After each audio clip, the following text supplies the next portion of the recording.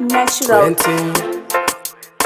Your natural intelligence. Wepa moyo. Ooh, your shit.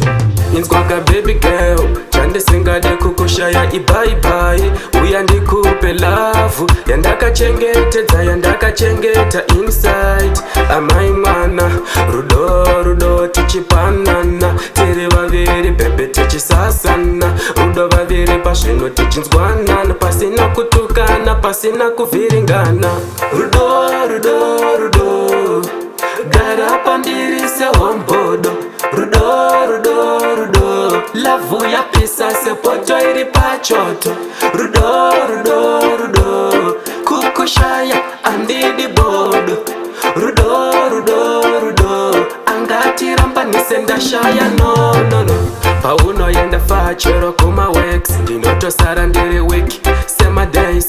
Usazondi siya kani wandisi ya njinga zoda ani.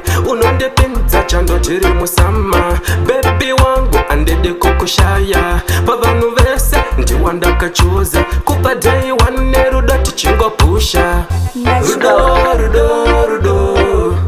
Garapa ndirise wambodo.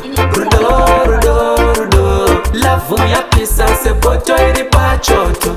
Rudo Kukushaya andidi bodo. Rudo Angati rampa nisenda shaya no Jamwari chaizo ndinokonzwera shuga. Munamo mumakuta ndifenda kuramba. Promisi yedu andifenda ipunza. Azima fani shetu anokuudza. Ndichakuyimbira song ya yala. Ndiwe wega unondishitsa kure. Ndichakuyitira muchatosewekana. Ndinoda ugare uri mumambure. Rudo Garapa ndirise wambodo. Rudo Lavu ya pisa sepoto iri pachoto. Rudo Kukushaya andidi bodo. Rudo Angati rampa nisenda shaya no Rudo Garapa ndirise wambodo. Rudo Lavu ya pisa sepoto iri pachoto.